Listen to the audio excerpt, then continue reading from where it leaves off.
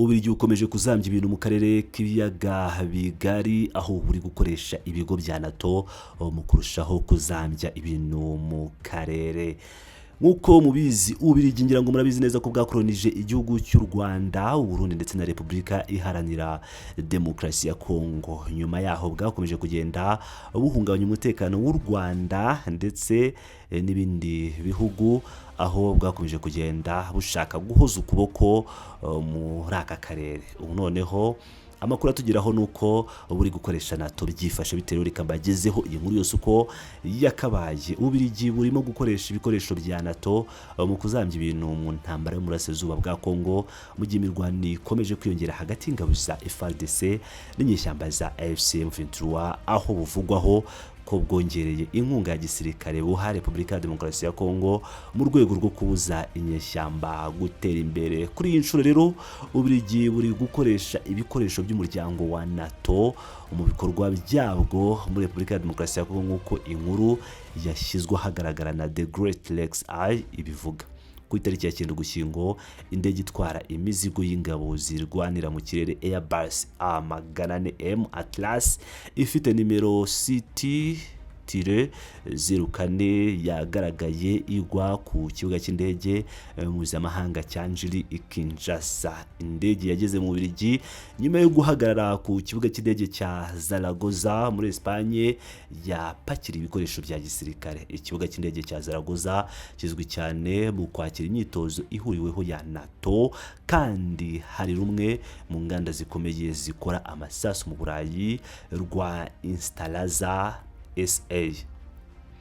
Isosiyete ifite ibigo muri Zaragoza mu nganda za gisirikare z'inzobere mu bijyanye no gushushanya, guteza imbere no gukora system z'intwaro zigezweho zirimo ibisasu bya roketi, optronics, grenade zo mu ntoki hamwe n'ibikingira amasasu, hamwe no gukoresha mu buryo butaziguye ibikoresho bya Nato mu bikorwa bya gisirikare muri Kongo. Ububiligi bukomeje kugira uruhare mu buryo bwihishe mu bibazo bidashira byo muri Repubulika Iharanira Demokarasi ya Kongo. Uruhare rwa gisirikare rw'Ububiligi mu ntambara yo muri Kongo, aho bushyigikiye FARDC ifatanyije n'imitwe yitwara gisirikare ya Wazalendo, ingabo z'u Burundi n'umutwe witwaje intwaro wa Jenoside wa FDLR washinzwe na bamwe mu bakoze Jenoside yakorewe Abatutsi mu Rwanda mu 1994.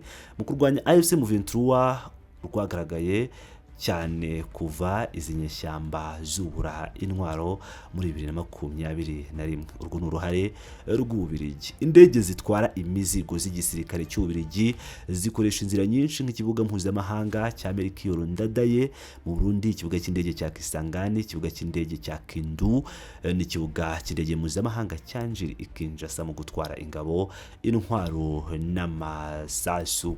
Igihugu cy'Ububiligi cyafatiwe ibihano n'u Rwanda ndetse u Rwanda rukirukana abadiplomate b'icyo gihugu. U Rwanda nyine rwari rwahagaritse ubutwererane n'igihugu cy'Ububiligi, ndetse Ububiligi bugahagarika imfashanyo bwahaga igihugu cy'u Rwanda mu buryo bwose. Ububiligi ubona bumaze iminsi bugaragaza ko Kinshasa ikora amakosa, ariko nanone bwongeye kugaragaza uruhande bogamiyeho, aho bukomeje kugenda bwifashisha ibikoresho bya Nato bwohereza muri Repubulika Iharanira Demokarasi ya Kongo muri gahunda yo kurwanya AFC M23 ndetse no gushyigikira imitwe yitwaje intwaro nka Wazalendo FDLR ndetse n'abasoda b'u Burundi nabo twafata nk'abamerishe cyangwa imutwe witwaje intwaro.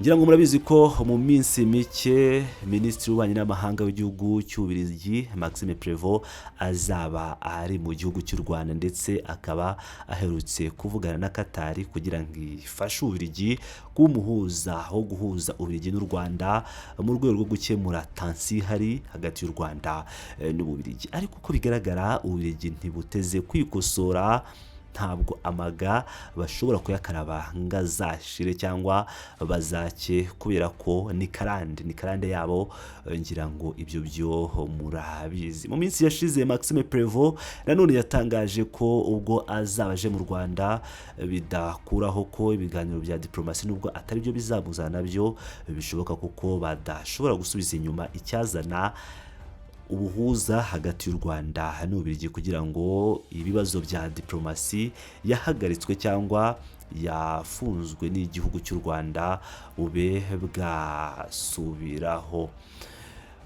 Nanone nk'uko twabagejeho ubutumwa bwa Patrick Muyaya, Tshisekedi ntabwo yiteze kuba yajya muri Leta Zunze Ubumwe mu biganiro byamuhuza na mu Rwanda ku buhuza bwa Leta Zunze Ubumwe za Amerika. Donald Trump akomeje kugenda agaragaza ko ashyize imbaraga mu kuba yahuza ibihugu byombi bitarebana neza muri iyi minsi mu myaka ishize. Amerika rero ikaba noneho ubu yasubitse ku munota wa nyuma inama yagombaga guhuza Chilombo na Perezida Paul Kagame. Leta Zunze Ubumwe za Amerika zasubitse ku munota wa nyuma iyi nama yagombaga guhuza ba Perezida Paul Kagame na Tshisekedi, u Rwanda na Congo, aho abakuru b'ibihugu byombi bagombaga guhurira i Washington DC ejo kuwa kane tariki ya 13 Ugushyingo mu nama yagombaga gusiga Kigali na Kinshasa bisinyanye amasezerano yerekeye guhuza ubukungu bw'akarere. Nyuma y'ibiganiro byari bimaze ibyumweru byinshi bihuriza muri Amerika intumwa z'ibihugu byombi, Minisitiri w'Ububanyi n'Amahanga ndetse n'ubutwererane Ambasaderi Olivier Nduhungirehe yatangaje ko ba Perezida Kagame na Chilombo bombi bari bemeye kwitabira inama yo kuri uyu wa kane, gusa birangira isubitswe ku munota wa nyuma. Ndibutse ko nubwo Nduhungirehe yatangaje ibi nako Patrick Muyaya ubwe yari yamaze gutangaza ko Chilombo atazitabira mu gihe ingabo z'u Rwanda zitarava muri Congo. Asubiza mugenzi we Patrick Muyaya wa Congo nyine ushinzwe itangazamakuru n'itumanaho, wari watangaje ko Tshisekedi adashobora kujya i Washington ngo keretse ingabo z'u Rwanda zivuye ku butaka bwa Congo. Nduhungirehe yanditse ku rubuga rwe rwa X ati ndagira ngo nibutse ko Perezida Tshisekedi kimwe na Perezida Kagame bari baremeje ko bazitabira inama yagombaga kubera i Washington ku itariki ya 13 Ugushyingo 2025 mbere y'uko isubikwa ku munota wa nyuma n'ubuyobozi bwa Leta Zunze Ubumwe za Amerika. Umukuru wa diplomasi y'u Rwanda yongeyeho ko u Rwanda, Repubulika ya Demokarasi ya Kongo na Leta Zunze Ubumwe za Amerika bari gushakisha indi tariki iriya nama izaberaho. Minisitiri Ambasaderi Olivier Jean Patrick Nduhungirehe yabwiye Muyaya ko igihe kigeze ngo areke gukomeza kubeshya abanyekongo kuko bakeneye kumenya ukuri kwishyirwa mu bikorwa ry'amasezerano y'amahoro akomeje. Amakuru kuri ubu avuga ko ba Perezida Kagame na Chilombo bashobora guhurira i Washington kwa 21 Ugushyingo aho bazakirirwa na mugenzi wabo Donald Trump wa Leta Zunze Ubumwe za Amerika. Ngira ngo nkuko mubyumvira rero ibiganiro bya diplomasi i Washington ho bisa nk'ibikomeje, mu gihe nanone ikigaragara nuko iduhaho bikomeje kuzamba. Ndakomeza kubagezaho aya makuru yose 5 kuri 5, mukomeze mane nanjye wibuka gukanda like kuri video yose nkoze. Ndabakunda cyane, muri abagaciro.